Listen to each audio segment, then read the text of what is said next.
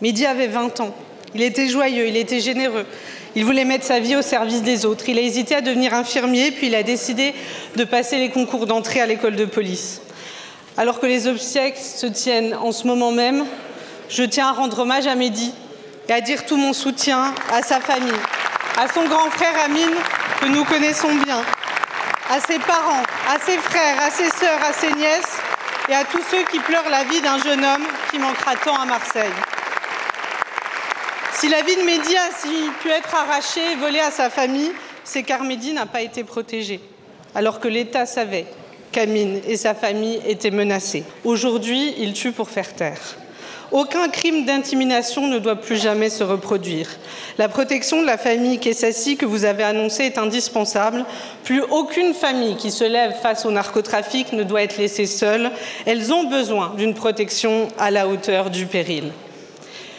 Et je veux dire au grand frère de Mehdi, Amine, ton combat pour la mémoire des victimes du narcobanditisme, pour leurs familles, pour les habitants des quartiers populaires, fait l'honneur de la France.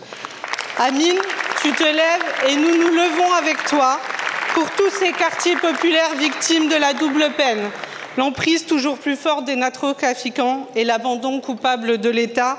Cet abandon doit cesser.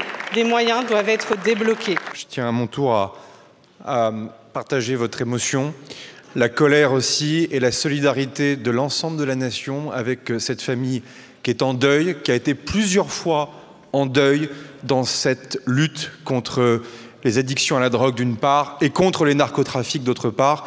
Et mon premier message sera le plus simple possible, le plus efficace possible, c'est que tout sera fait pour que la justice soit rendue. L'adversaire est en train d'évoluer. Il est plus nombreux qu'avant. Il y a 15 ou 20 ans, au fond, il existait quelques grands réseaux sur lesquels les enquêteurs pouvaient travailler. Aujourd'hui, on le sait très bien que ces réseaux sont beaucoup plus diffus, beaucoup plus nombreux, avec aussi, malheureusement, des acteurs de plus en plus jeunes, y compris des assassins qui peuvent avoir 14, 15 ou 16 ans. Et l'adversaire va continuer d'épouser la violence et va continuer évidemment sa mutation vers des choses qui seront de plus en plus graves. Et je veux le dire aussi avec beaucoup de solennité au regard des différentes réunions que nous avons pu tenir avec le garde des Sceaux et le ministre de l'Intérieur, c'est un combat qui ne fait que commencer, malheureusement.